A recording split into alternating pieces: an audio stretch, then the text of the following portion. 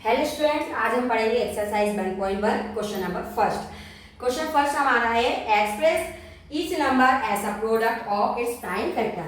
मतलब नीचे जो नंबर दिए गए हैं उनके प्रत्येक नंबर के हमें क्या निकालना है, प्राइम फैक्टर्स निकालने हैं।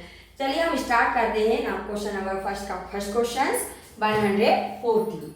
140 का हम फैक्टर्स निकालेंगे। तो 140 का फैक्टर देखो हम कैसे निकालते हैं। हमें सबसे पहले तो ये देखना होगा कि हमारा लास्ट का डिजिट क्या है।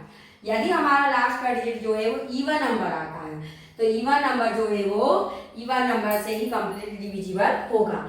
मतलब हम लास्ट का डिजिट यहाँ पर देखेंगे, हमारा लास्ट का डिजिट जो 0 है, 0 जो कि कैसा नंबर है, इवन नंबर है, तो ये क्या होगा 2 से कंप्लीटली क्या हो जाएगा, डिविजिबल हो जाएगा। तो 2 से हम 14 को डिवाइड करेंगे तो 2 से 14 डिवाइड होगा हमारा 7 टाइम में, 2 7 जब 14 और 0 की 0। अभी भी हमारा लास्ट का डिजिट जो है वो 0 है, मतलब हमारा इवन नंबर है और यह भी 2 से डिविजिबल हो जाएगा। तो हम 2 का टेबल हमको पढ़ना है कि 7 से मैक्सिमम टाइम ना है। तो 2 3 जा 6 कितने टाइम्स में आएगा, 3 टाइम्स से बचेगा 1। तो जो नंबर बचता है वो जो भी संख्या रहती है उसके आगे लिखा जाता है। तो यहाँ 0 है और 0 के आगे ये 1 लिखा गया तो ये हो गया हमारा 10। 2 के टेबल में आप सभी जानते हैं 10 जो है वो कितने टाइम्स में आता है, 5 टाइम्स में। तो 2 5 जो क्या हो जाएगा, 10 हो जाएगा। अब ये हो गया नंबर हमारा 35। अब 35 जो नंबर है लास्ट का डिजिट हमारा क्या है, ये 5 है, जो कि ये इवन नंबर नहीं है, ओड नंबर है। अब ओड नंबर जो होते हैं वो ओड नंबर से ही कंप्लीटली क्या होते हैं, डिविजिबल होते हैं। तो ओड नंबर हम 3 देखेंगे तो 3 से 35 तो आप सभी जानते हैं डिविजिबल नहीं होगा। फिर भी देख लीजिए एक बार, 3 1 जा 3, 3 1 जा 3, 3 माइनस करेंगे तो 2। यहाँ पर जो रिमाइंडर बच रहा है वो क्या बच रहा है, 2 बच रहा है, मतलब ये कंप्लीट डिविजिबल नहीं हो रहा है। तो 3 से डिविजिबल नहीं होगा तो हम 5 से देखेंगे, 5 से डिविजिबल हो जाएगा, क्योंकि 5 से डिविजिबल के लिए कंडीशन ये है कि लास्ट का डिजिट क्या होना चाहिए, 0 होना चाहिए या 5 होना चाहिए। तो वह नंबर जिसके लास्ट में 0 या 5 आता है वो 5 से डिविजिबल हो जाता है। अब हमारे पास यहाँ पर 35 है, 35 जो है 5 से डिविजिबल हो जाएगा। तो 5 से जो 35 को डिवाइड करेंगे तो 5 से 35 कितने टाइम डिवाइड होगा, 7 टाइम। 5 से बन जाए 35 और 7 बन जाएगा हमारा 7।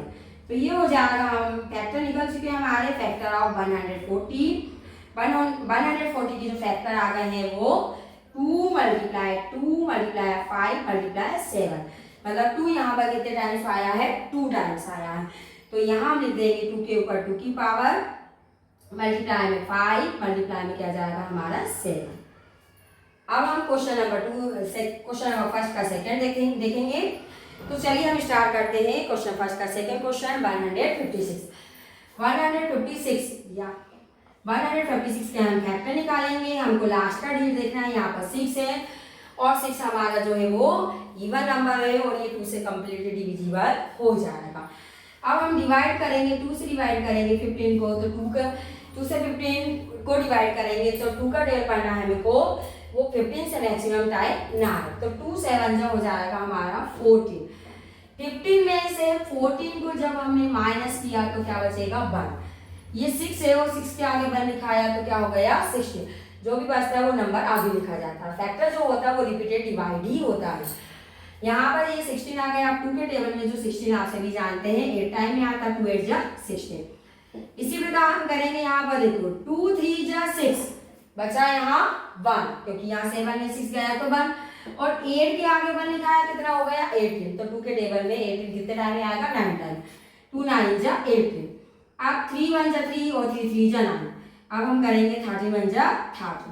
तो फैक्टर निकल गए हमारे, फैक्टर ऑफ 156 के जो फैक्टर आ गए हैं उसमें 2 2 टाइम्स आया है, 2 मल्टीप्लाई 2, 3 1 टाइम्स आया है और 30 जो है वो भी क्या आया है, 1 टाइम्स। अब हम यहाँ लिखेंगे 2 का स्क्वायर लिखेंगे, मल्टीप्लाई में 3 लिखेंगे और मल्टीप्लाई में क्या लिख देंगे यहाँ 30। तो ये हो चुके हैं हमारे 140 और 156 के फैक्टर। यदि आपको कोई भी डाउट हो तो आप मुझसे कंसल्ट कर सकते हैं। ओके, आज इतना ही, कल हम क्वेश्चन नंबर 3 कराएंगे।